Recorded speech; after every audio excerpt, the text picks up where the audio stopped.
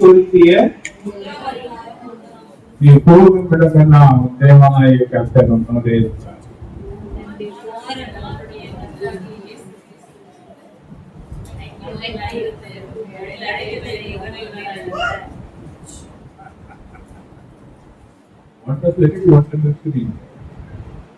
வசனத்தை சொன்னா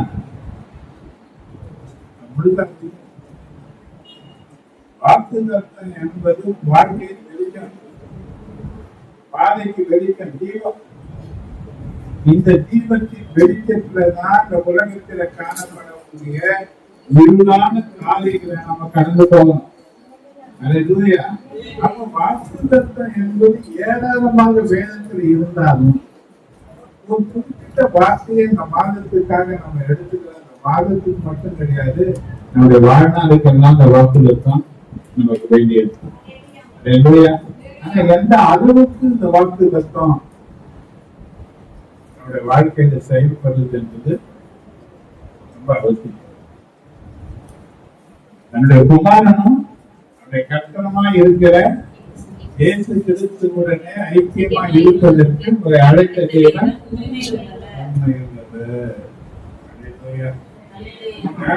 ஐக்கியமா இருக்கிறதற்கு எந்த அளவுக்கு நம்ம ஆண்டவரோடு கூட நமக்கு ஐக்கியம் நெருக்கம். ஐக்கியம் என்னங்க பெரிய நெருக்கம். நெருக்கம் இருக்குதா? கேப் இருக்க, இடைவெளி இருக்க.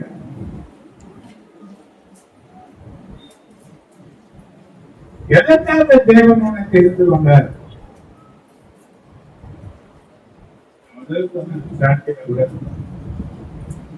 சில பிரச்சனைகள் வரும்போது, நெருக்கங்கள் வரும்போது, தேவைகள் வரும்போது, இக்கட்டுகள் வரும்போது அவ்வளவு சொல்ல மாட்டாங்க. கிறிஸ்து நன்மை விட்டு என்னை பிரிப்பம் யார் என்று சொல்லக்கூடிய ரோமர் 8:36 படி மாட்டாங்க. சில பேர் என்ன பண்றாங்க, யோபியின் மனைவி மாதிரி யாரை தூக்கி விடுவாங்க. அவன் உத்தமத்துல உறுதியாமா இருந்தான், இயேசுவை பற்றி கொள்வதில் உண்மையாமா இருந்தான். தேவனிடத்துல நன்மையை பெற்றுக்கொண்ட நாம தீமையை பெற வேண்டாமோ என்ற நிலையில அவன் தீமைக்கும் அந்த தேவன் தான் காரணம், அதை பெற்றுக் கொள்வதற்கான ஆயத்தம் என்ற நிலையில இருந்தவனையும் திசை திருப்பக்கூடிய பார்த்தா அவனுடைய மனைவி வரும். 2:9 நீங்க பாத்தீங்கன்னா, நீ இன்னும் உங்களுடைய உத்தமத்தில் இருக்கிறீர்களோ, தேவனை தூஷித்து திரவத்தம் வந்தாங்க, குளத்தீங்க, முறுப்புங்க, என்ன பண்ணிட்டாங்க, 1000 வார்த்தை ஆண்டவருக்கு கண்டுதலா, காத்துதலா, கூட்டுதலா. ஒரு காரியத்தை நீங்க நல்லா அறிஞ்சு பாருங்க. அப்போஸ்தலர் 15:18 நீங்க வாசிச்சீங்கன்னா தெரியும்.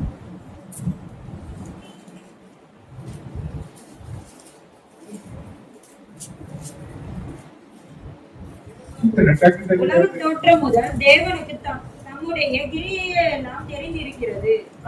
உலக தோற்றத்திற்கு முதல் கொண்டே தேவனுக்கு தம்முடைய கிரியை எல்லாம் தெரிந்திருக்கிறது. தேவனுக்கு தான் என்ன செய்ய போறேன் என்றத முன்னமே தெரியும். எனக்கு என்ன தெரியும்? கொஞ்சம் நம்பர் சத்தியத்தை அறிஞ்சினா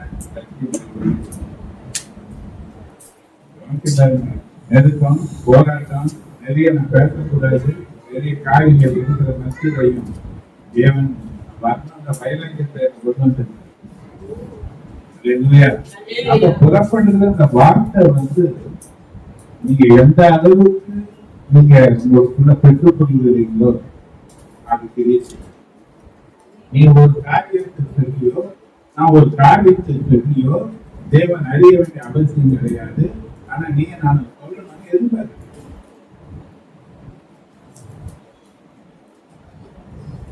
தகவல் நிலையில பிள்ளைகள் தன்னிடத்துல தன்னுடைய தேவைகளை, பிரச்சனைகளை, பலவீன நிலையில அவருக்கு நமக்கு என்ன வேணும் என்பதை கேட்கிறத ஒரு தகவல் என்ற ஸ்தானத்துல அவர்கள் சந்தோஷப்படுறது. ஆனா பிள்ளைகளோட பெரியதான் அவருக்கு தெரியும் அவசியம் கிடையவே கிடையாது. அவர் என்ன செய்ய போறார் என்பதை ஏற்கனவே உலக தோற்றத்திற்கு முதற்கொண்டே அவர் எல்லாவற்றையும் அவர் அறிந்து வைக்கின்றாரு. எல்லாவற்றையும் சில நேரங்களில் நம்ம கேட்கணும், பதில் கிடைக்காம சந்தோஷப்படுறோம். ஆனா பதில் கொடுக்கறதா வேண்டாமான்றது ஏற்கனவே அவருடைய பிளானிங். அப்ப இங்க சொல்லப்பட்டிருக்கிறது ஐக்கியம், ரொம்ப நெருக்கம். அந்த நெருக்கம் பலவிதமான ஆசீர்வாதங்களை நம்முடைய வாழ்க்கையில அது பெருக செய்யும். அந்த நெருக்கமான ஒரு ஐக்கியத்திற்காகத்தான் உலகத்துல உன்னையும் என்னையும் தேவன் கணக்காக எதற்காக அழைச்சாரு? கொஞ்சம் நம்முடைய வாழ்க்கையை நம்ம திரும்பி பார்த்தோம்னா நமக்கு ஒரு பிடிக்கும். இந்த நேரங்களை யோசனை பண்ணி பார்த்தா ஒரு ஆட்டுக்குட்டி மாதிரி இருக்கு மேடம், பன்னிக்குட்டி மாதிரி இருந்தது. அனுபவத்துக்கு நிலையான வாழ்க்கை நம்முடைய வாழ்க்கையில இருந்திருக்கும். ஆனா இன்னைக்கு அநேகர் ஆச்சரியப்படக்கூடிய அளவுக்கு ஒரு ஆசீர்வாதத்திற்கு உன்னை நடத்துவதற்கு காரணம் இயேசு கிறிஸ்துவோடு கூட உனக்கு வைத்திருக்கிற ஐக்கியம். நீங்க நிறைய காரியத்தை பிசாசு என்ன பண்றாங்கன்னா தேவனுடைய ஐக்கியத்தை விட்டு சிரிக்கிறதுக்கு ரோமர் 8:36 சொல்லப்பட்டபடி கிறிஸ்துவின் அன்பை விட்டு நம்மை பிரிப்போம் இல்லையா?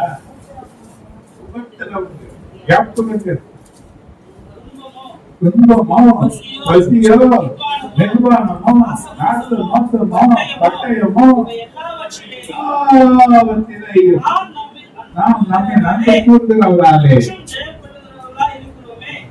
ஜெயம் கொள்ளுகிறவர்களாய் இருக்கிறோமே. நாம் ஜெயம் கொள்ளுகிறவர்கள். அதனால்தான் 2:14 சொல்லப்பட்டிருக்கு, கிறிஸ்துவுக்குள் எப்பொழுது நம்மை வெற்றி சிறக்க பண்ணி எல்லா இடங்களிலேயும் அவரை அறிகிற அறிவின் வாசனையை வெளிப்படுத்துகிற தேவனுக்கு ஸ்தோத்திரம் என்று எழுதப்பட்டது.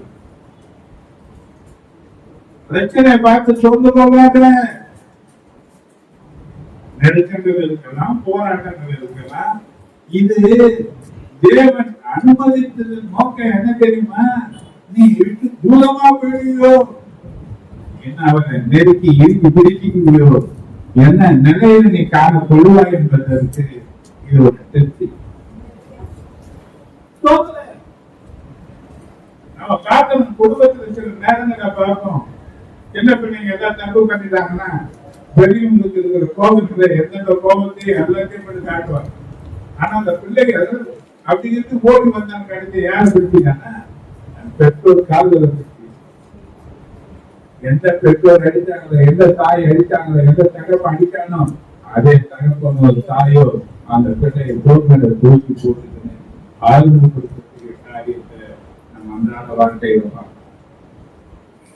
தேவ சாயிலே உண்டாக்கப்பட்ட மனுஷனுக்கு அந்த இரக்கமான சுபாவம் இருக்குமானால் இரக்கமே வடிவான தேவன், அன்பே தேவனாக இருக்கிறவர் நம் பிள்ளைகள் படக்கூடிய பாடுகளிலும் நெருக்கங்களிலேயும் தயவு தர மாட்டாரு, உன்னை விட்டு விலகெல்லாம் போக மாட்டாரு.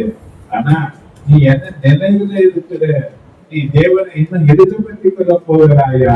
தேவனுடைய ஐக்கியத்தை விட்டு விலகி தூரமாய் போய்விடுவாயா என்பதுதான் பார்க்க சாத்தானுடைய ஒரு சவால். யோபு அதான சொன்னா, யோபு 1:10 என்ன சொன்னா? அவன் யோபு 1:10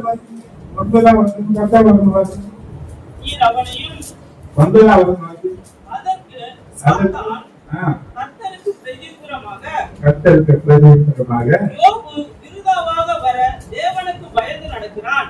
யோபு விருதாவாக வா தேவனுக்கு பயந்து நடக்கிறான். நீர் அவனையும் அவன் வீட்டையும் அவனுக்கு உண்டான எல்லாவற்றையும் சுற்றி வேலி அடைக்கவில்லையோ, அவன் கைகளின் கிரியை ஆசீர்வதித்து அவனுடைய சம்பத்து தேசத்தில் பெருகிற்று. ஆனாலும் உம்முடைய கையை நீட்டி அவனுக்கு உண்டானவை எல்லாம்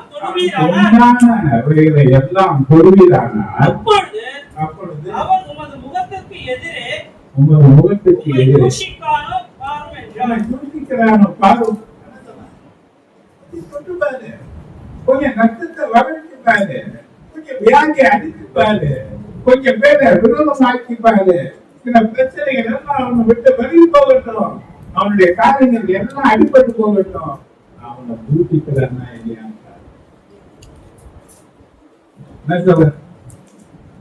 நான் பிள்ளைகள் மேல வைத்திருக்கிற ஆண்டவர் நம்பிக்கையினால அனுபவிக்கிறேன்.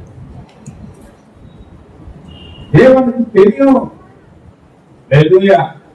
ஆனா அந்த பாடுகளிலே தேவனை எழுத பற்றிப்பட்ட பரிசுத்தவான்கள் ஏராளமான பேர் வேதத்துல அலங்காரமான சாட்சிகளாக இருக்கிறார். இன்னைக்கு நம்முடைய வாழ்க்கையிலும் கூட அவர் இயேசு கிறிஸ்துவுடனே இருப்பதற்கு, ஐக்கியமா இருப்பதற்கு தேவன் என்னை அழைத்திருக்கிறார், உன்னை அழைத்திருக்கிறார். அவர் உண்மை உள்ளவராக இருக்கிறார். அப்ப என்ன, எந்த நிலையில யாரோட ஐக்கியம்? யாரோட ஐக்கியம்?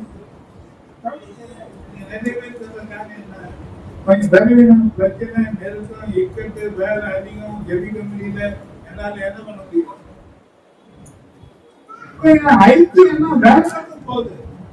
தேவனோட பலன் தந்தார், கிருபை தந்தார், மனுஷ கண்களை தயவு தந்தார். பகலிலே வெயில்ல நிழலா இருந்தாரு, இரவில அக்கினி நதியா இருந்தாரு. எந்த தீமையை அனுதாதபடிக்கு ஒண்ணு பாதுகாத்தாரு. தன் கையில ஒண்ணு பொறுப்பி வச்சிருக்கிறாரு. ஒருவன் உங்க பறிக்க கையில பறிக்க முடியாது என்று சொல்லி பத்திரப்படுத்தி வச்சிருக்கிறார். உன் நினைவாய் இருக்கிற ஆண்டவர். ஆனா நமக்கு பாத்தீங்கன்னா நிறைய பிரச்சனை. யார் நினைவுகள், யாரோட ஐக்கியம் கிடையாது. ஒரு நாள் தேவனோடு கூட வந்து இருக்கிற ஐக்கியம் கூட நமக்கு என்ன கிடையாது. நான் சொல்ல முடியாது, ஒவ்வொரு செய்வேன் எல்லாத்தையும். ஏன்னா நம்மளை இம்மட்டம் தாங்கினாரு. ஒரு வசனம் என்ன அதிகமாக ரொம்ப சந்தோஷப்படுத்தும், அடிக்கடி என்ன ஆளுக்கப்படுத்தும், பலவீனத்துல பலப்பட்டு கொள்கிறதுக்கு அந்த வசனம் உதவி செய்யும். 2 Corinthians 9 அதிகாரம் 9 வாக்கியம் பார்க்கலாம்.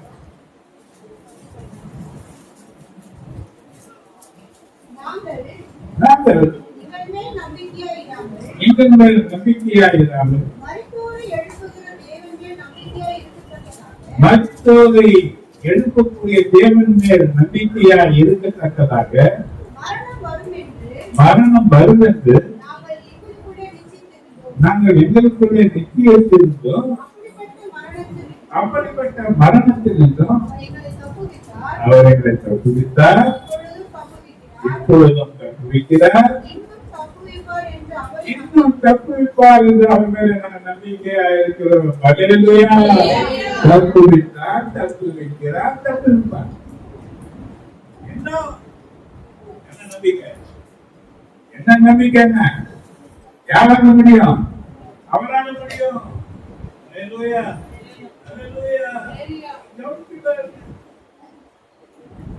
எத்தனையோ நன்மைகள் நம்ம செய்தாலும் கூட மனுஷனுடைய நினைவுகள் பொல்லாததாக இருக்கு.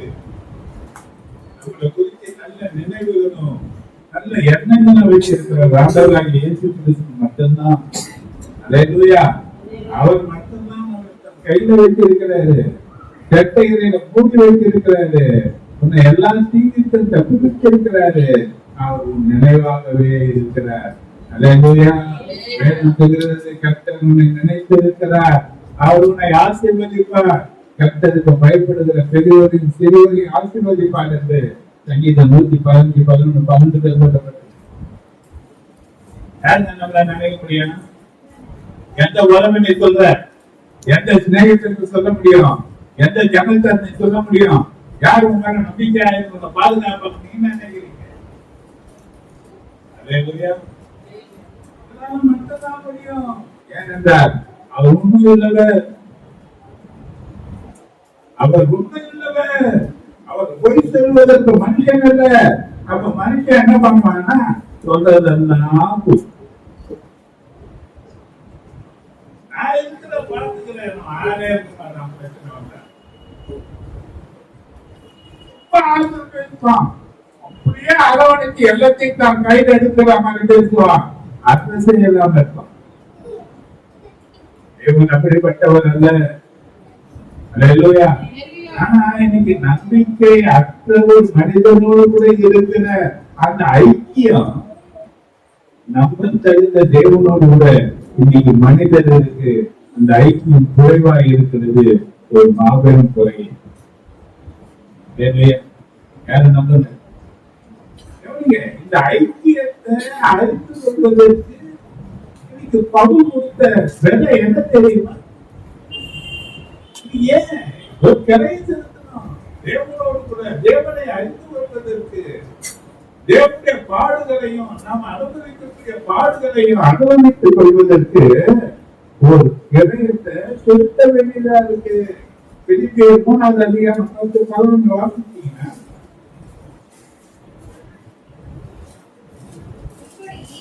இப்படி நான் அவரையும் அவருடைய உயிர்த்தெழுதலின் வல்லமையையும் அவருடைய பாடுகளின் ஐக்கியத்தையும் அறிகிறதற்கும் அவருடைய மரணத்துக்கு ஒப்பான மரணத்துக்குள்ளாகி எப்படி ஆயினும் நான் மரித்தோரிலிருந்து உயிரோடு எழுந்திருப்பதற்கு தகுதியாக படிக்கும் அவருக்காக எல்லாவற்றையும்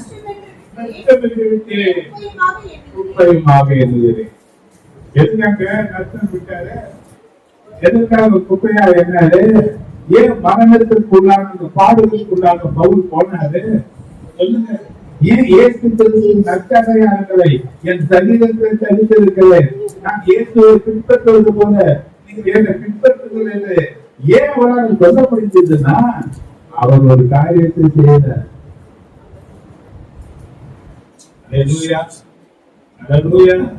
அவருடைய பாடுகளின் ஐக்கியத்தை அறிகிறதற்கு அவருடைய மரணத்துக்கு ஒப்பான அந்த மரணத்துக்கு உள்ளாகி எப்படியாகி மரித்தோருக்கு உயிரோடு எழுந்திருப்பதற்கு தகுதியாகும்படி அவர் எல்லாவற்றையும் நஷ்டம் என்றும் குப்பை என்றும் எண்ணுகிறார். நீங்க நமக்கு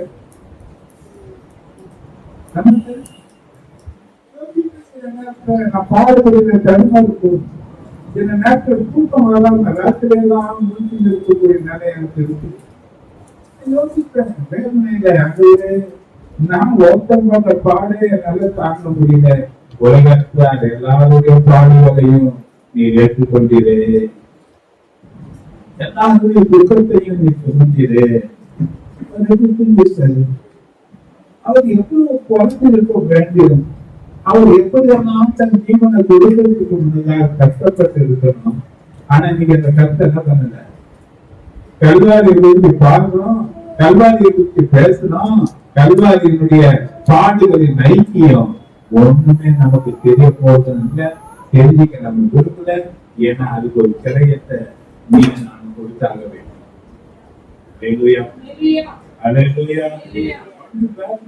இந்த பவுல் வந்து தமஸ்குவான் இயேசு கிறிஸ்து மரித்த போது கூட இருந்தவன் கிடையாது.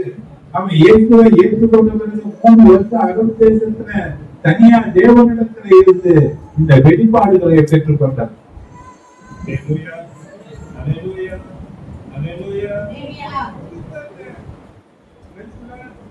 கிறிஸ்து மரித்தார், அடக்கம் பண்ணப்பட்டார், உயிரோடு எழுந்தார் என்பது எல்லாரும் அறிந்த ஒரு காரியம். ஏதோ மூலையில் நடந்த காரியம் கிடையாது. உலகமே இது அறிந்த காரியம் தான். ஆனா எந்த ஒரு மனிதன் அந்த கல்வாரி சிலுவை அண்டை வந்து அங்க வந்து நின்று எனக்காகவே மரித்தார், எனக்காகவே இயேசு கிறிஸ்து அடக்கம் பண்ணப்பட்டார், எனக்காகவே உயிரோடு எழுந்தார் என்று ஏற்றுக்கொள்கிறானோ அந்த மனிதனை கர்த்தர்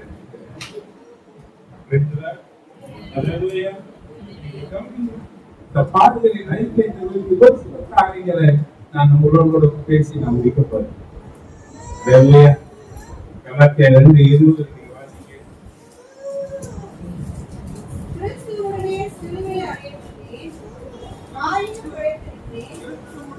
சிலுவையில் அறைந்திருக்கிறேன், ஆகியவன் பிழைத்திருக்கிறேன்.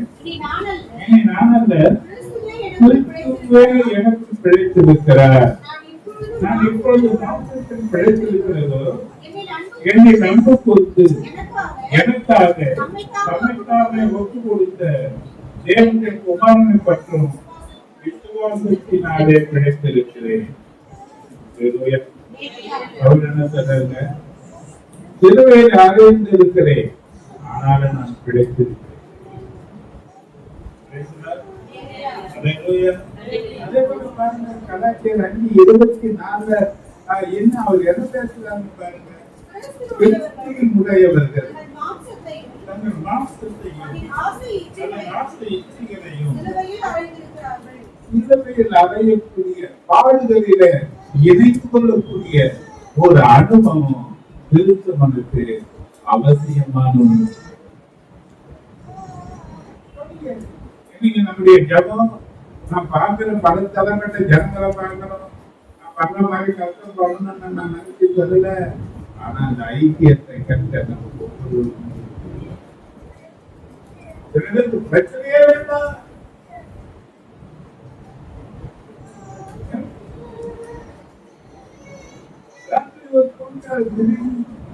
பிரச்சனை போராட்டம் நெருக்கம் தேவையில்லாத ஒரு சம்பவம் நடந்து போச்சு. எப்படியாவது ஜெபம் பண்ணி என்ன பண்ணிருக்கீங்க?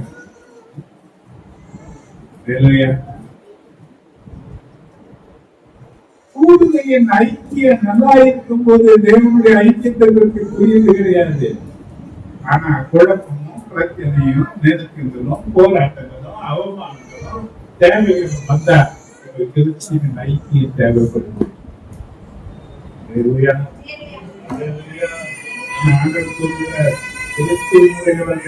மாம்சத்தையும் ஆசை இச்சைகளையும் சிலுவையிலே அறையப்படக்கூடிய அனுபவம் அவர்களுக்கு தேவையாயிருக்கு.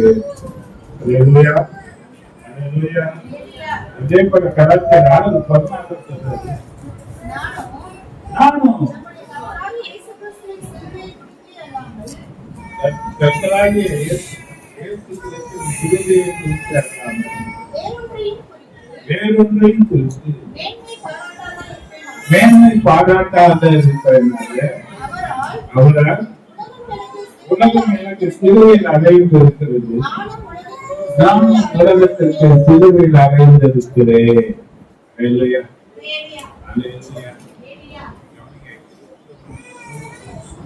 இந்த உலகம்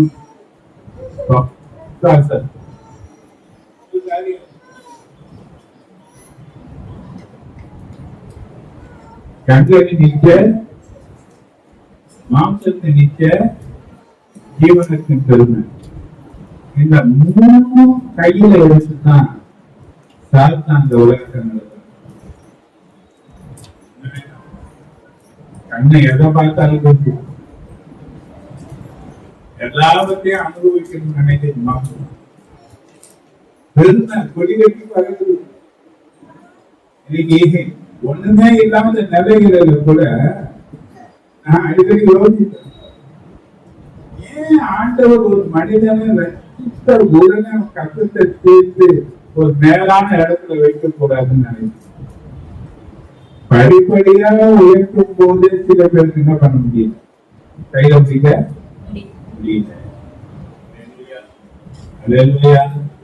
நம்ம மறக்க கூடாது. நம்மை நடத்தி வந்த பாதைகளை நாம மறக்கவே கூடாது. ஏன்னா நம்ம வாழ்ந்த பச்சையா இல்ல, அது கல்மும் முழுமாக இருந்தது. கடலுமுழுதான பாதையில நம்ம கடந்து வந்து இருக்கணும். பல நிலையில தோற்று போய் உட்கார்ந்து இருக்கணும். பல நிலையில ஆண்டவரே போதும், என் வாழ்க்கையை எடுத்துக் கொள்ளுங்க என்ற நிலையில கூட நாம தவறான ஜபத்தை நம்ம ஜெபித்து இருக்கணும். தேவன் நமக்கு நல்ல தகப்பனா இருந்ததுனால ஒரு பிள்ளையை தன் தோழில சுமந்தது போல உபாகம் 1:31 சொல்லப்பட்ட வசனத்தின்படி நம்மை நடத்தி கொண்டு வந்தது. வாசித்து பாருங்க, உபாகம் 32:11-12 வாசித்து பாருங்க.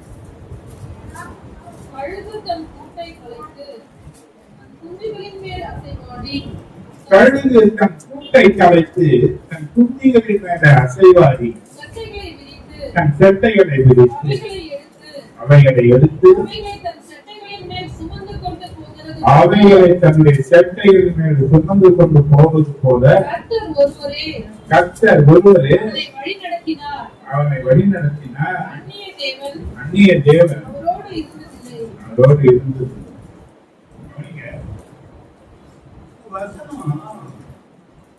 கொஞ்சம் நம்ம தியானித்து பார்த்தோம்னா பெரிய ஆசீர்வாதத்தை கழுது தன்னுடைய கூட்ட ரொம்ப உயர்த்த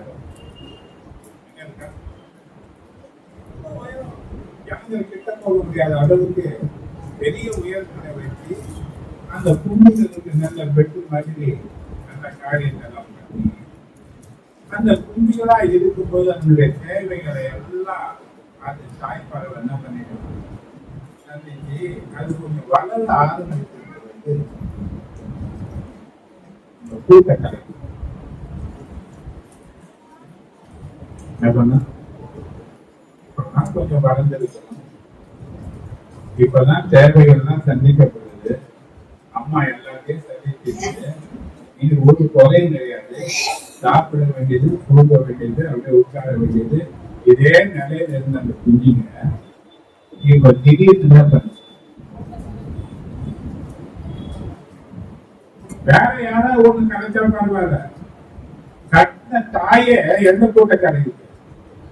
சில நேரத்துல பாருங்க, எவ்வளவு பிரச்சனையை கடந்து வந்திருக்கோம், எவ்வளவு தேவைகளை கத்த சந்திச்சு இருப்பாரு.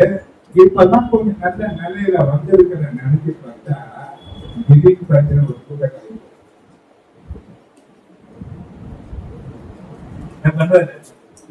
இந்த கூட்டு கலைக்கப்படும் போது அந்த குஞ்சுகளை கீழே விழ ஆரம்பிக்கும். அப்ப மேல ரொம்ப உயரத்திலிருந்து அப்படியே அந்த விழ நடைகிற குஞ்சுங்க எத்தனை சத்தமா போட்டு அது கீழே வரணும் சொல்லி கொஞ்சம் சிரிச்சுட்டு நாம கூட சில நேரத்தில் கூட்ட கலைக்கிற போல ஒரு சூழ்நிலை வரும்போது நம்மளால என்ன பண்ண முடியல. அப்படி கீழே விழக்கூடிய சூழ்நிலை வரும்போது கிட்ட வந்து 2 செட்டைகளை விரிச்சு அந்த 2 செட்டைகளை அந்த குஞ்சுகளை வாங்கி இப்ப எங்க கொண்டு போவோம்? திருப்பி அதை விட மேல கொண்டு போய் எங்க விட்டுடும்? நல்ல யோசனை புத்தி என்ன நினைக்கிறேன், அம்மாவுக்கு பயிர் இதை விட்டுருக்கேன்னா இப்பதான் காப்பாத்துற மாதிரி காப்பாத்துச்சு, திருப்பி மேல கொண்டு போய் என்ன பண்ணுது? விழுந்தா எதுக்கு கூட தாங்காது, ஒன்று கூட இருக்காது, நொறுங்கி போகக்கூடிய நிலையில என்னதான் வந்துருச்சு இந்த தாய்ப்பாளைக்கு. திருப்பி கட்டிக்கிட்டே வருதுங்க அந்த குஞ்சுங்க. திருப்பி இந்த தாய்ப்பாளை 2 செட்டைகளை முடிச்சு என்ன பண்ணும்? மரத்திற்கு போய் விடும்போது குட்டிகள் கத்திரத்தை நிறுத்தி சிறகுகளை அடித்து பறக்க தேவன் நம்முடைய வாழ்க்கையில அனுமதிக்கிற பிரச்சனைகளை அழிவதற்காக அல்ல. ஏதோ இத்தனை காலம் காப்பாத்திட்டாரு, இத்தனை காலம் நடத்திட்டாரு, எவ்வளவு பிரச்சனைகளை கடந்துட்டேன், எவ்வளவு காரியங்களை போராட்டங்களை ஜெயிச்சுட்டேன், இனி எனக்கு ஒண்ணுமே கிடையாது. ஆனா இப்போ திடீர்னு ஒரு பிரச்சனை வந்துருச்சுன்னா அது ஒண்ணு அழிப்பதற்காக அல்ல, உன்னை உருவாக்குவதற்காக. இன்னும் இன்னும் இன்னும் இன்னும் நீ தாய் பறவை விட அதிவேகமாக மேல போகிறதுக்கு தேவன் உனக்கு கொடுக்கிற ட்ரைனிங்.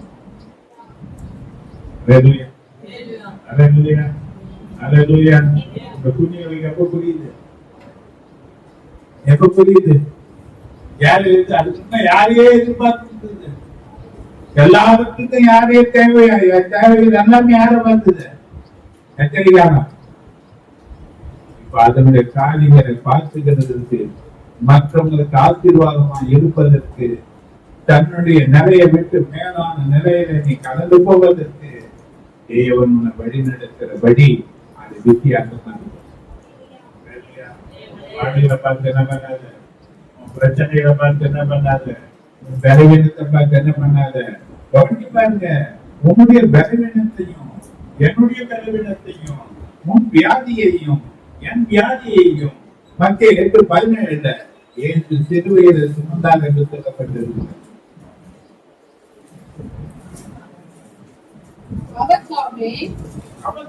நம்முடைய பலவீனங்களை ஏற்றுக்கொண்டு நம்முடைய பலவீனங்களை ஏற்றுக்கொண்டு நோய்களை சுமந்தார் என்று நம்முடைய நோய்களை சுமந்தார் என்று ஏசாயா தீர்க்கதரிசியால் உரைக்கப்பட்டது நிறைவேறும்படி நடந்தது. அவர் சுமந்தார். சுமக்க போகிறார் அல்ல, சுமந்தார். எதை சுமந்தாரு? பலவீனத்தையும் சுமந்தாரு, வியாதியையும் சுமந்தாரு. திரும்ப திரும்ப வியாதியில் என்ன பண்ண? ஒரு பெரிய பிரச்சனை என்ன தெரியுமா? நம்ம கொஞ்சம் உடம்பு சரியில்லாத ஆயிட்டோம்னா நமக்கு ஆண்டவர் ஞாபகமே வராது, ஒரு வசனம் கூட வாயில வராது. வசனத்தை பத்தி பேசவே மாட்டோம், தரிசனமான வார்த்தைகளை தான் பேசினேன். அதனாலதான் சொல்றாங்க ஜெபமே பண்ண முடியாது, ஜெபிக்கவே வரல, ஜெபமே வரல. ஏன்னா சாத்தானுடைய தாக்குதல் எங்க இருக்கு? தேவன் சொன்னது உண்மை, உன் வியாதியை ஏற்றுக்கொண்டது உண்மை, உன் பலவீனத்தை ஏற்றுக்கொண்டது உண்மை. அந்த தேவன் அதை செய்தார் என்று நீ சொல்லும் போது அந்த அவர் பதிலளிக்கவே முடியாது. சில நேரத்துல பலவீன நேரத்துல சில பேருக்கு வசனமே வராது.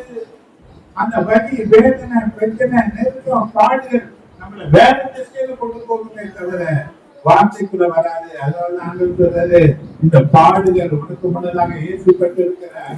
அந்த பாடுகளின் வேதனை அவருக்கு தெரியும். அந்த பாடுகளில இயேசு கிறிஸ்து பிதாவோடு கூட ஐக்கியமாக இருந்தார். ஆனா நீ படக்கூடிய பாடுகள் இல்லை, நீ படக்கூடிய நெருக்கங்கள் இல்லை, நீ சந்திக்கக்கூடிய வியாதிகள் இல்லை, நீ சந்திக்கக்கூடிய வறுமைகள் இல்லை. எல்லா நிலைகளிலேயும் இயேசு கிறிஸ்துவுடனே நீ ஐக்கியமாய் இருப்பதற்கு தேவன் உன்னை அழைத்திருக்கிறார்.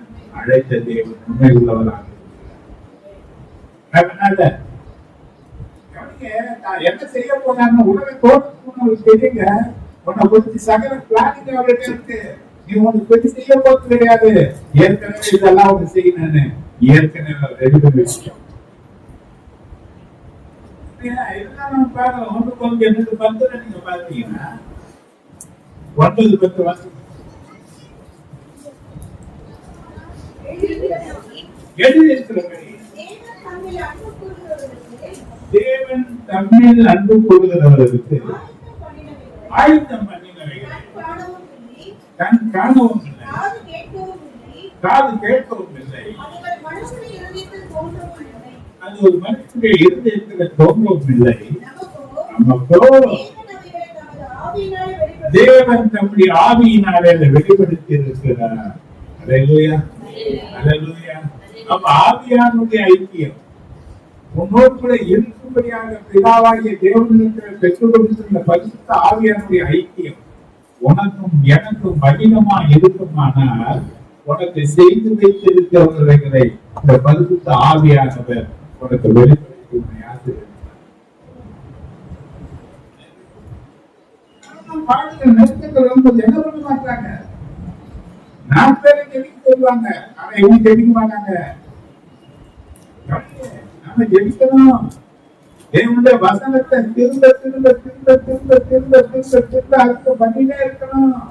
தேவ வசனம் வேற, தேவன் வேற அல்ல. தேவ வசனமா இருக்கிற வார்த்தை தான் தேவனா இருக்கிறது. அல்லேலூயா, அல்லேலூயா.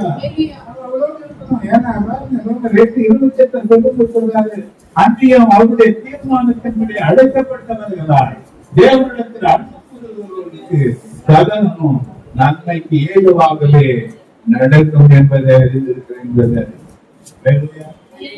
என்னவாங்க எதுவான வரட்டும், மரணமே வரட்டும். நீதிமானுடைய மரணம் கர்த்தருடைய பார்வையில் அருமையானது. யாரும் மதிக்க கூடாது, துன்மார்க்கனை போல மதிக்க கூடாது, தேவன் அற்றவனை போல மதிக்க கூடாது. தேவனுடைய வார்த்தையை மீறி தேவனுக்கு கலகம் பண்ணவனாய் மரணம் இருக்கக்கூடாது. தேவனுக்கு பிரியமானதை செய்து தேவ சித்தத்தை நிறைவேற்றி நல்லது உண்மை சுத்தமான ஊழியக்காரனே என்று அழைக்கக்கூடிய அழைப்புக்கு ஏற்றவனாக நீ தேவ சமூகத்தில் சேரக்கூடிய நிலையில மரணம் இருக்குமானால் பரலோகம் உன்னை அங்கீகரிக்கும், பரலோகம் உன்னை கனம் பண்ணும். மரணம் எல்லாருக்கும் இருக்கு, மரணம் எல்லாருக்கும் இருக்கு. மரண பயம் கூடாது. ஆனா சாத்தானுடைய பெரிய ஆயுதம் மரண பயம் தான். இல்லையா? பாடுகள் வரும்போது, நெருக்கங்கள் வரும்போது, பிரச்சனைகள் வரும்போது, நாம பார்க்கிற இந்த பாதையில நாம் கடந்து போகும்போது என் சிந்தனையில பாதி மரணத்தை குறித்து நிறைய சிந்தனைகள் போராடி கொண்டிருக்கு. ஆனா நான் ஜெயிப்பேன் என்ற அந்த வார்த்தையை கற்று கொடுத்தனே வர ஒவ்வொரு பிரச்சனை ஒரு மனுஷனை ஆராய்ச்சி நிதானிக்க ஒருத்தனை குறித்து நம்ம ஜெபிக்கும் போது அவன் ஜபிக்கல அது குறையாட்டு அவனுடைய நிறைய நீ தரசுல வச்சு பார்த்தீங்கன்னா அவனுடைய சூழ்நிலைகள் அப்பேற்பட்ட நிலையில இருக்கு. அல்லேலூயா, அல்லேலூயா. நீ யார் கூட இருக்க? அப்ப தேவன் நமக்கு நன்மையை தவிர தீமையை செய்ய மாட்டார். அந்த பாடுகளின் ஐக்கியம் தேவனோடு கூட இன்னும் நெருங்கி சேர்ப்பதற்கு நமக்கு அவசியமான தேவையாக இருக்கிறது. பாருங்க, ரோமர் 8வது அதிகாரம் 17-18 வாசிக்கிறோம். நாம் பிள்ளைகளானால் சுதந்திரமாமே தேவனுடைய சுதந்திரம், கிறிஸ்துவுடனே சுதந்திரமாமே அண்டர்லைன் பண்ணிங்க. கிறிஸ்துவுடனே கூட நாம் மகிமைப்படும்படிக்கு அவருடனே கூட பாடுபட்டார். அப்படியா இருக்கும். ஆதலால் இக்காலத்து பாடுகள் இனி நம்மளுக்கு வெளிப்படும் மகிமைக்கு ஒப்பிடப்படத்தக்கவைகள் அல்லவே. கிறிஸ்துவுடனே கூட நாம் மகிமைப்படும்படிக்கு அவரோடு கூட பாடுபட்டார். பண்ணி பாருங்க. இயேசு கிறிஸ்து ஒரு காரியத்தை பேசினார். நீங்க யோவான் 12:1 அங்க பார்க்கணும்.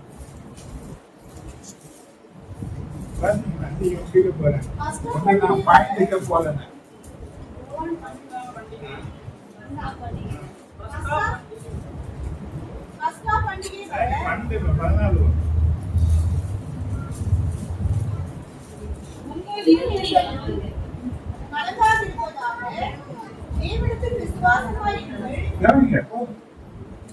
இருதயம் கடந்தால் இருப்பதாக தேவனிடத்தில் விசுவாசமா இருங்க, என்னிடத்துல விசுவாசமா இருங்க. ஏன் கலக்கம்? ஏன் பயம்? ஒரு கூட்டம்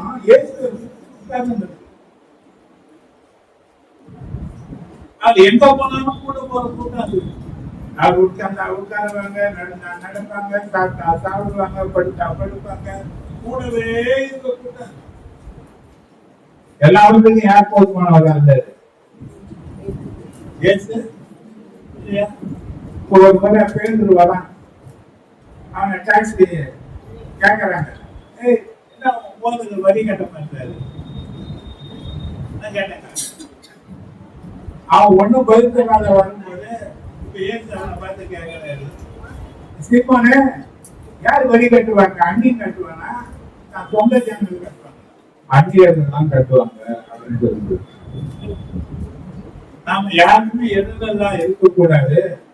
நீ தூக்கில் போடு, ஒரு மீன் பண்ண மாட்டோம், அதை வாங்கிட்டு பாரு, ஒரு வெளி பண்ண உனக்கு எனக்கு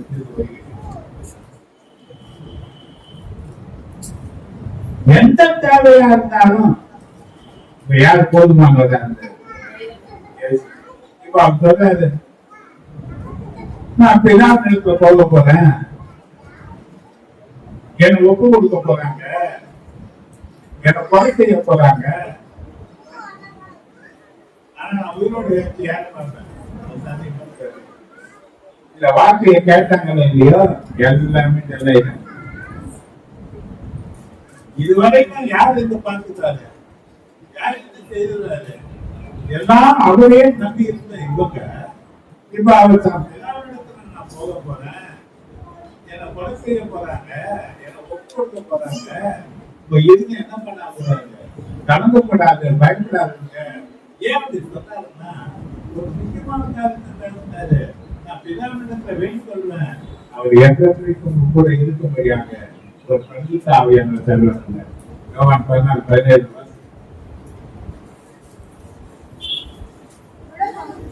உலகம்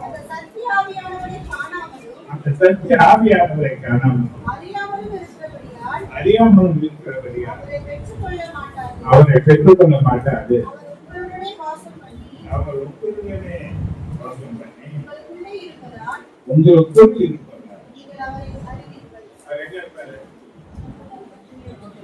அவர் எங்க இருப்பாரு? பாட அனுபவிக்கும் நீங்க என் அவமானத்துக்குள்ள போகும்போது இக்கட்டுகளும் இடுக்கமான சூழ்நிலைகளும் வாழ்க்கையில வரும்போது உனக்கு விரோதமான ஒரு கூட்டம் எடுக்க போகுது. எங்கம்மா இருக்காது? எங்கம்மா இருக்காது? எங்கம்மா இருக்காது? எப்ப போவாரு அவரு?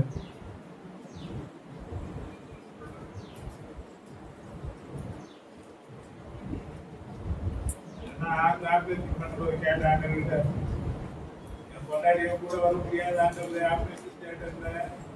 என் பிள்ளைகள் என்னோட கூட வர முடியாது, என் சபை ஜனங்கள் வர முடியாது. என்னோட வர முடியும். நீங்க தான் சொன்னீங்க என் தந்தைக்கும் கூடவே இருப்பேன், நான் உன்னை விட்டு விலக மாட்டேன், உன்னை கைவிட மாட்டேன்னு சொன்னீங்க. நீங்க தான் டாக்டர் ஆபரேஷன் பண்ணும்போது அவங்க கலந்து பண்ணக்கூடிய கலத்தை வச்சு நீங்க தான் வேலை மட்டும்தான் வர முடியும், வேற யாரால என்ன பண்ண முடியாது. 1000 பேர் சபடார் விடலாம், நான் இருக்கேன்னு சொல்லலாம், நான் பார்த்துக்கிறேன்னு சொல்லலாம், நீ ஏன் கவலைப்படுறேன்னு சொல்லலாம். ஆனா இவனை நம்பவே முடியாது. ஏன்னா மனுஷன் யாருன்னா அப்ப பொய் சொல்வதற்கு அவர் யாரும் கிடையாது, மனுஷன் அல்ல, தேவன் அல்ல. அப்ப அவர் யார் கூட இருப்பாரா? எதுவுமே இருக்காது.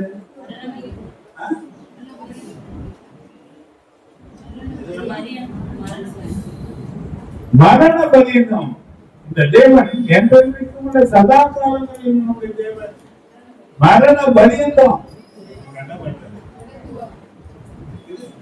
மனம் முடிக்கிற வரை நம்ம யார் கூட இருக்காரு? நம்மோடு கூட இருக்காரு. என்ன பண்ண மாட்டாரு. அப்போ எந்த பாதையில நம்ம போனாலும், எப்படியாப்பட்ட நெருக்கங்களை போனாலும், நீ ஆசீர்வாதமான வாழ்க்கையில போனாலும், அடிவேதனையான நிலையில கடந்து போனாலும், நோடு கூட ஏற்பட்டிருக்கிறது பாடுகளை கண்டு மனுஷத்துல வரைக்கும் போவாங்க. நான் நடக்க போற ஒரு போராட்டம், அவமானம், நிந்த நம்ம எதையே சுத்தி கொள்ளக்கூடாதுன்னு சந்தரமா மனுஷன் விலைக்கு போவான். ஆனா ஆண்டவர் சொன்னாரு, அவனோடு கூடவே இருப்பார். நீ போகிற எல்லா பாதையிலையும் யார் கூட இருக்காரு? யார் கூட இருக்காரு? நம்ம நீ படமுடிய பாடு, நான் படவே எனக்கு நடக்கிற ஆப்ரேஷன், எனக்கு நடக்கிற சம்பவங்கள் எல்லாவற்றையும் யார் என் கூட இருக்க முடியுமா? என்ன பரிசுத்த ஆவியானவர் மட்டுமே என் கூட இருக்கவே முடியும். அதுக்கு ஏன்னா இயேசுவின் ஜெபத்தினாலே பிதாவினிடத்தில் வந்தவர் இந்த பரிசுத்த ஆவியானவர். என்ன நோக்கத்திற்காக பரிசுத்த ஆவியானவர் எனக்குள் வந்தாரோ அந்த நோக்கத்தை நிறைவேற்றி முடிக்காம அவர் எனக்கு விலகவும் மாட்டாரு, என்னை கைவிடவும் மாட்டாரு. அதனால பாடுகள் என்ன பண்ண வேண்டாம். அப்ப எத்தனை பாடுகள் வந்தாலும், எத்தனை தேவைகள் வந்தாலும், எத்தனை நெருக்கங்கள் வந்தாலும், எத்தனை சோதனைகள் வந்தாலும், உங்களோடு கூட இருக்கக்கூடிய பரிசுத்த ஆவியானவர்கள் கூட ஐக்கியத்தை அதிகப்படுத்தி கடைசியா நான் முடிக்கிறேன்.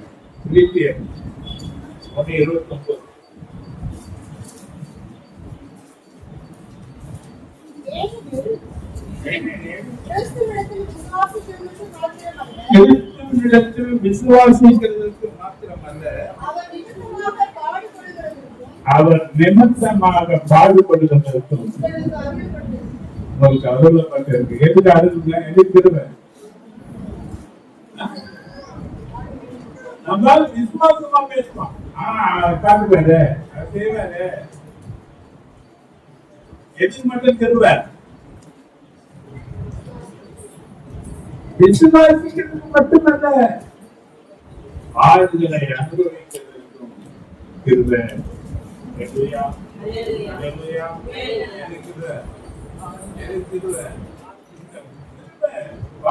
அனுபவிக்கிறதுக்கு கிருபை இருக்குமானா, கிருபை தேவனுக்கு பிரிக்கவே பிரிக்காது. அது உன்னை விட்டு விலகவே விலகாது. அதெல்லாம் சொன்னார் ஏசாயா 54:10. மலைகள் விலகினாலும் பர்வதங்கள் நிலைபெயர்ந்து போனாலும் என் கிருபை உன்னை விட்டு விலகாமலும் என்னுடைய சமாதானத்தின் உடன்படிக்கை நிலைபெயராமலும் இருக்கும் என்று உன்மேல் மனதிருக்கிற கர்த்தர் சொல்லுகிறார். எது விலகாது? இருந்த விலகாது. இயேசு விலக மாட்டாரு. அவர் அனுப்பின பரிசுத்த ஆவியானவர் என்ன நடந்தாலும், எத்தனை போராட்டத்தில் நீ போனாலும், எத்தனை விதமான வேதனை போராட போனாலும் அவர் யாரை விட்டு விலக மாட்டாரு. சொல்லுங்க சொல்லுங்க. நீங்க நம்ம நினைக்கிறோம் யார் இருக்கிறாங்க, யார் இருக்கிறாங்களோ இல்லையோ பரிசுத்த ஆவியானவர் கூட இருப்பாரு. அல்லேலூயா. அவர் ஒரு நாள் யாரை விட்டு விலக மாட்டாரு, யாரை கைவிட மாட்டாரு. அந்த நிலையில சாத்தானுடைய சந்தனங்களை எதிர்க்கிறதுக்கு உனக்கு வேண்டிய பலனாக உருமாறுவார். தேவைகளை சந்திக்கக்கூடிய நிறைவாக உருமாறுவார். எல்லாவற்றுக்கும் எல்லாவுமாக அவர் உன்னோடு கூட இருந்து வழி நடத்துவார். பாட்டியரை கண்டு தயங்காது, உனக்கு போராட்டங்களை கண்டு தோற்று போகாது, செத்து போகாத இந்த பாடுகள் தேவனோடு நல்ல ஐக்கியத்துல இணைப்பதற்காக இது புதுமையாக அருளப்பட்ட காரியங்கள் என்று உனக்கு தேவனுக்கு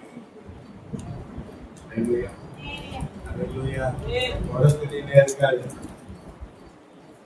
எனக்கு எவ்வளவு காரியம் நல்ல செய்திருக்கலாம், அதனால நல்லது என்ன ஒரு முறை ஆண்டவர் கேட்டாரு. இதே பாடுகளின் ஊடாக நான் போகும்போது ஆண்டவருக்கு நான் கேட்ட கேள்வி, எத்தனை நன்மைகளை நான் அந்த ஜனங்களுக்கு செய்திருக்கிறேன், ஆனா ஒரு ஜன்மையும் ஒரு நன்மையும் கிடையாது என்று நான் கேட்ட போது ஆண்டவர் சொன்னாரு, நன்மைகள் உனக்கு மனித ஒரு நாள் நீ செய்த நன்மைகளுக்கு எல்லாம் பலன் உண்டு. அவர் உன்னை சந்திக்கும் போது அந்த பலனோடு தான் உன்னை சந்திப்பாரு. அல்லேலூயா. ஆண்டவர் இன்னைக்கு சொல்றாரு, சில பிரச்சனைகள் இருக்கலாம், சில போராட்டங்கள் இருக்கலாம், சில பலவீனங்கள் இருக்கலாம், எனக்கு ஏன் இத்தனை பாடுகள், ஆண்டவரே நான் உண்மை தானே பற்றி கொண்டிருக்கிறேன், உண்மையில்தானே நம்பிக்கை வைத்திருக்கிறேன் சொல்லலாம். ஆனால் நீ யாரை விட்டு விலகக்கூடாது, யாரை விட்டு விலகக்கூடாது, யாரை விட்டு கொல்லக்கூடாது, யாரை குற்றப்படுத்தக்கூடாது. இந்த பிரச்சனைகளில அதிகமாக நீ தேவனை பற்றி கொள்வாயானால் கர்த்தருடைய அளவில்லாத ஆசீர்வாதம் அதிகமா இருக்கும். 34 வாக்கு.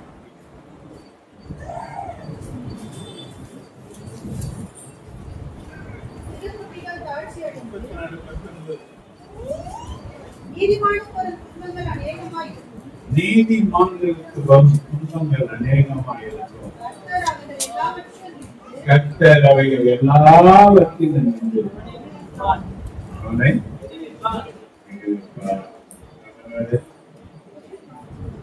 என்ன பண்ணுவாரு, என்ன பண்ணுவாரு, எவ்வளவு துன்பங்கள் வரும்,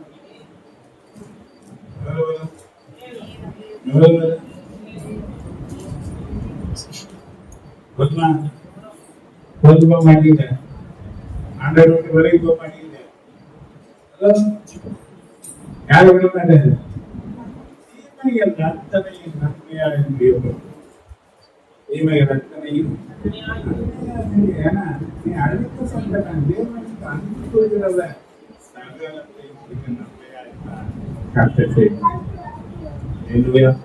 கர்த்தர் எனக்கு கொடுத்த வாக்கு முதல் வாரத்தில் நான் உங்களோட பேசியிருக்கேன்.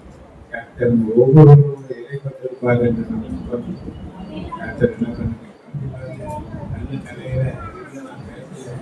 பற்பல வேதனைகள் நான் பேசுறேன். இன்னும் வேதனை மத்தியில கலந்து போயிருக்கிறேன்.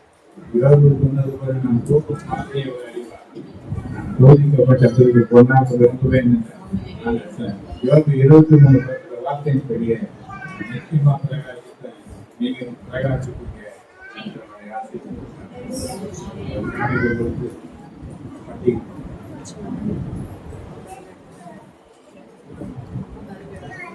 Hallelujah, துதி உமக்கே, Hallelujah, துதி உமக்கே, Hallelujah, துதி உமக்கே, அல்லேலூயா துதி உமக்கே வாழக்கவன் என்னை தலையாக்குவி கீழக்கவன் என்னை மேலாக்குவி வாழக்கவன் என்னை தலையாக்குவி கீழக்கவன் என்னை மேலாக்குவி அல்லேலூயா துதி உமக்கே அல்லேலூயா துதி உமக்கே அல்லேலூயா துதி உமக்கே அல்லேலூயா துதி உமக்கே அன்னிக்கொடியத்தை அடக்கும் வல்லமையை சிறிய தாவீதுக்குள் வைத்தவரே ஆடுகள் வைத்தவரே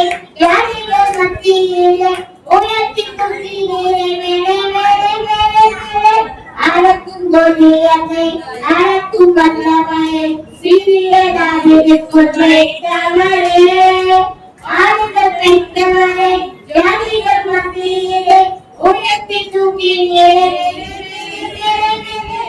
அல்லேலூயா துதி உமக்கே அல்லேலூயா துதி உமக்கே அல்லேலூயா துதி உமக்கே அல்லேலூயா துதி உமக்கே கைதி துக்கிட்டு உயர்த்தல் கனவெட்டி எல்லையை மாற்றிவிட்டு நிரந்தரமாய் தூசியை கட்டிவிட்டு சவரை கொட்டிவிட்டு சிங்காரம் தந்துவிட்டு நிரந்தரமாய் கைதி துக்கிட்டு உயர்த்தல் கனவெட்டி எல்லையை மாற்றிவிட்டு நிரந்தரமாய் தூசியை கட்டிவிட்டு சவரை கொட்டிவிட்டு சிங்காரம் தந்துவிட்டு நிரந்தரமாய் அல்லேலூயா துதி உமக்கே அல்லேலூயா துதி உமக்கே அல்லேலூயா துதி உமக்கே அல்லேலூயா துதி உமக்கே வாழக்கவன் என்னை தலையாக்குவே மேலாக்கவன் என்னை மேலாக்குவே வாழக்கவன் என்னை தலையாக்குவே மேலாக்கவன் என்னை மேலாக்குவே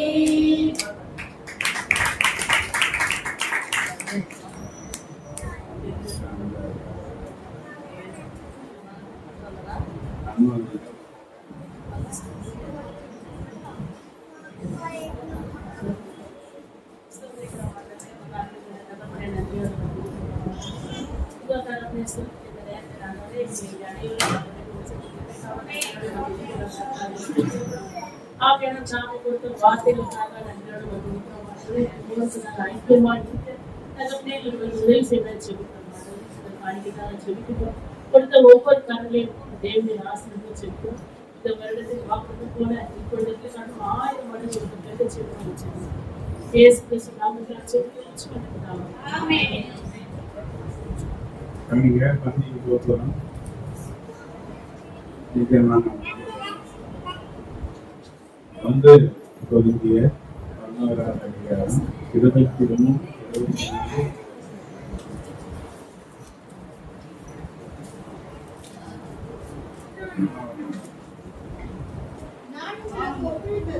நான் உங்களுக்கு ஒப்புவித்தேன். கர்த்தரிடத்தில் பெற்றுக்கொண்டேன். என்னவெனில் கர்த்தராகிய இயேசு நாம் காட்டிக் கொடுக்கப்பட்ட அந்த ராத்திரியிலே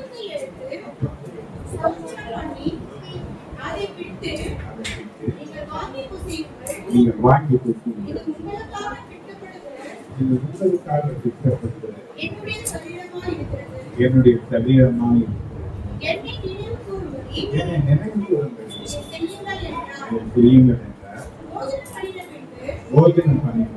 ஒரு அந்தப்படியே பாத்திரத்தையும் எடுத்து அவர் அந்தபடியே பாத்திரத்தை செய்து இந்த பாத்திரம் இந்த பாத்திரம் என் இரத்தத்தினாலாகிய இரத்தத்தினாலாகிய புதிய உடன்படிக்கையாய் இருக்கிறது. புதிய உடன்படிக்கையாய் நீங்கள் இதை பானம் பண்ணும் போதெல்லாம் நீங்கள் இதை பானம் பண்ணும்போதெல்லாம் என்னை நினைவு கூறும்படி இதை செய்யுங்கள் என்றார். 29வது என்னத்தினாலெனில் அங்கத்தினாலே பாத்திரமாய் போஜனமானம் பண்ணுகிறவன் அபாத்திரமாய் போஜனமான கர்த்தருடைய சரீரம் இடத்திலிருந்து கர்த்தருடைய சரீரம் என்னது நிதானித்து அறியாததினால் நிதானித்து அறியாததினால் தனக்கு ஆசீர்வாதத்திற்கு வரும்படி தனக்கு ஆக்கினை தீர்ப்பு ஒருவரி போஜனமானம் பண்ணுகிறார். போஜனமான பண்ணுகிறார். இது நிமித்தம் இது நிமித்தம் உங்களில் அநேகர் உங்களுக்கு அநேகர் பலவீனரும் பலவீனரும் வியாகுலருமாய் வியாகுலருமாய் அநேக நித்திரையும் அடைந்திருக்கிறார்கள்.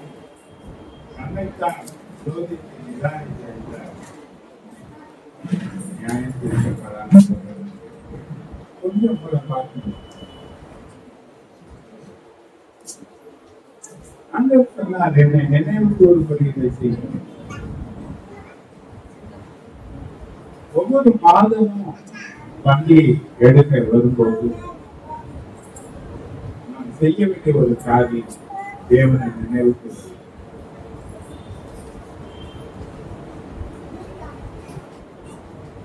அப்பம் பிற்கப்பட்டது போல் அவருடைய சரீரம் பிற்கப்பட்டது. ரத்தம் எல்லாம் சிந்தப்பட்டது. யாருக்காக இதை அவர் செய்தார் என்றால் உனக்காக இருந்தார். அல்லேலூயா. அல்லேலூயா. என்னுடைய பாவம், என்னுடைய மீறுதல், என்னுடைய அக்கிரமங்கள், என்னுடைய கலகங்கள், தேவனுடைய வார்த்தைக்கு கீழ்ப்படியாத தன்மைகள் எல்லாம் சிலுவையில் அடையப்பட அடிக்கப்பட காரணமாக இருக்கு. இப்பொழுது அந்த பள்ளியில பங்கெடுக்க வந்திருக்கிற என் காரியம் எப்படி இருக்கு? தேவனுக்கு விரோதமான பாவங்கள் இருக்கா? உன் பெற்றோருக்கு கீழ்ப்படியக்கூடிய தன்மைகள் இருக்கா? கனம் பண்ண வேண்டியவங்களை கனம் பண்ண தேவனுடைய வார்த்தையை மீறுவதையப்பா கொஞ்சம் சிந்தி. இதுல பங்கெடுக்க போகிற ஒவ்வொருத்தரும் தன்னைதானே நிதானிச்சு ஆராய்ந்து அறிஞ்சா அவங்க நியாயம் தீர்க்கப்பட மாட்டாங்க. கொஞ்ச நேரம் முழுங்கால் படிக்கிட்டு பாருங்க.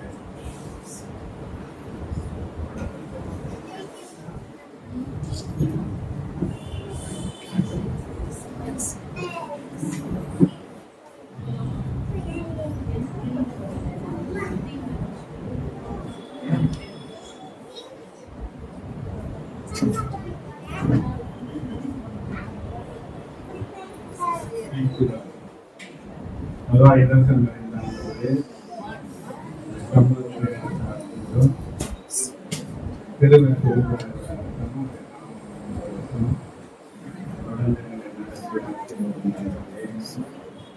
ஒவ்வொருவரும் நிதானித்து அடிப்படை செய்கிற பாவங்களை கண்டார்கள். இந்த பஞ்சியில பங்கெடுக்க இந்த பந்தியினால் உண்டாகிற நன்மை திருவையின் ஆசீர்வாதம் வியாதிகள் மறையலாம், பற்பல தீமைகள் விலகி கொள்ளும், சுகவாழ்வு பெருகட்டும், நற்புதனத்தில் பலமான கருத்து நாமத்தான் கிடைக்கிற ஒவ்வொருக்காக சுற்றப்படுகிற என்னுடைய சரீரமாக இருக்கிறது. என்னை நினைவு கூறும்படியாக பிற்கப்படும் போது அது சரீரமாக இந்த அப்பத்திற்காக ஏதாவது பெற்றோம்.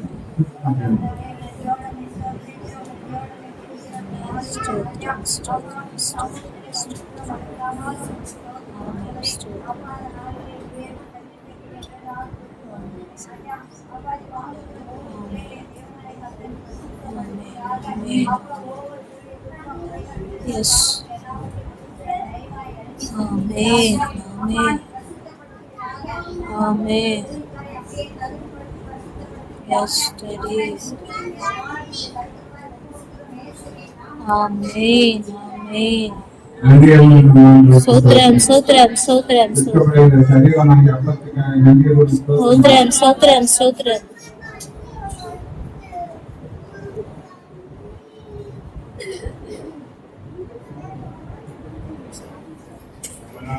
பெரிய பாத்திரத்தை எடுத்து இதில் ரத்தத்தினாலாகிய சிறிய உடன்படிக்கைய நினைவு கூறும்படியாக செய்யுங்கள். சிந்தப்பட்டவர்களுடைய ரத்தத்திற்காக யாராவது மாட்டாங்க.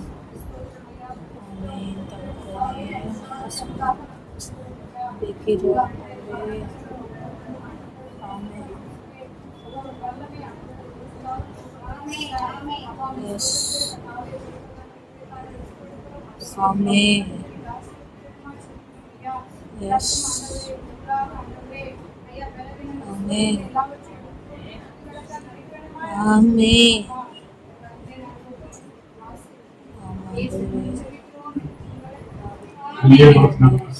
Sotram, Sotram, Sotram.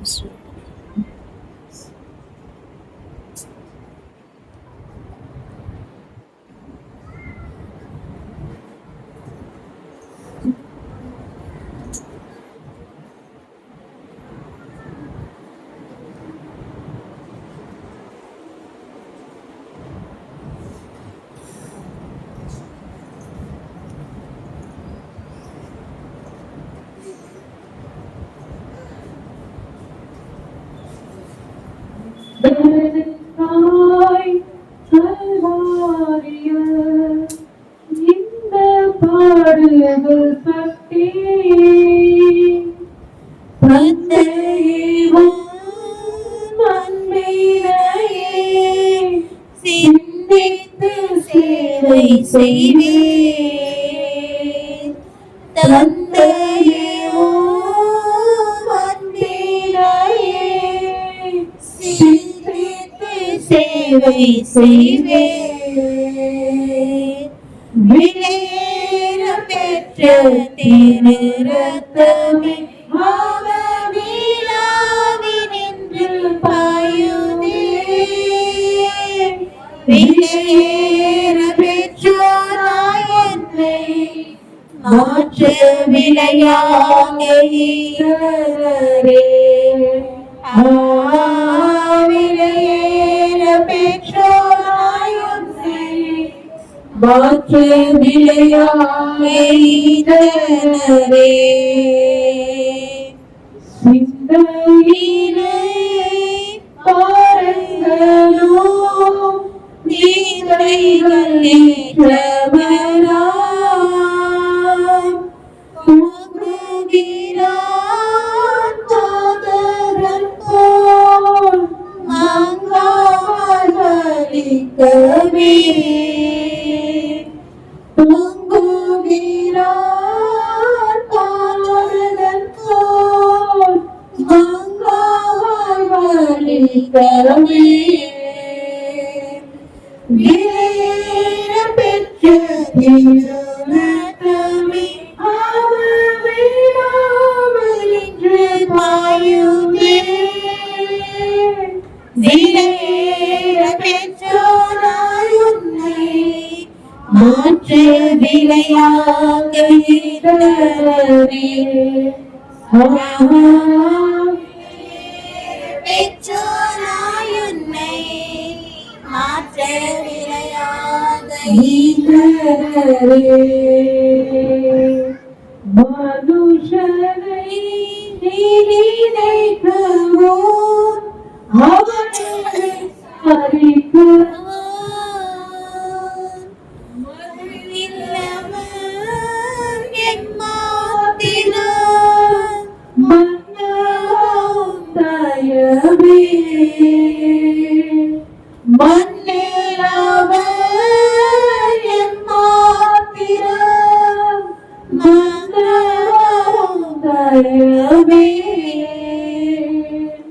விலையேற பெற்ற திரு ரத்தமே அவர் வியாதி நின்று பாயுதே.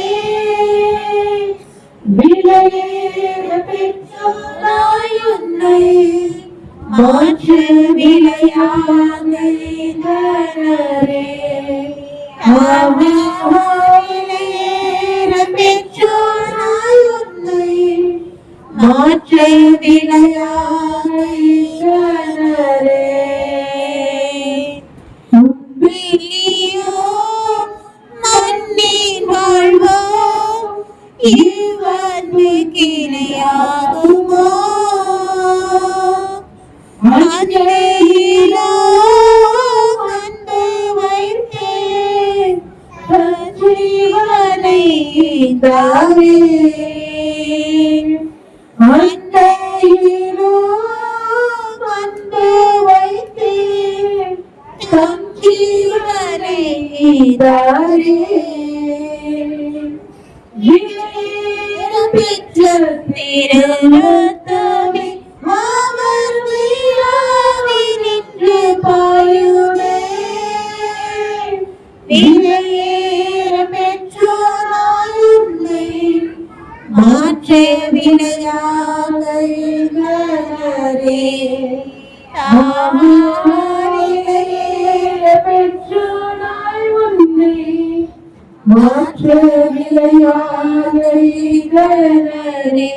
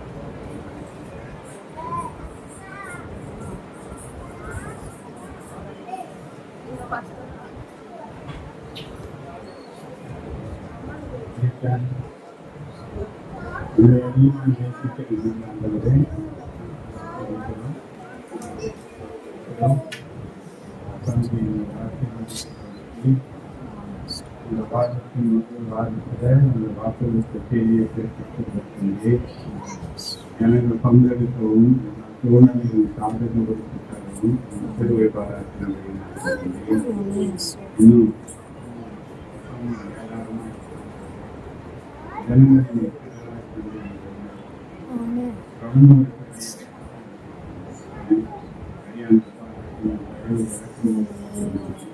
தொடர்ந்து ஜனங்களை ஆட்சி வரும் தேசிய நிலையத்தை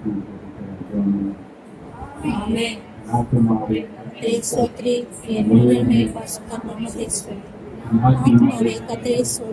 கத்தர் செய்த சகல வளரும்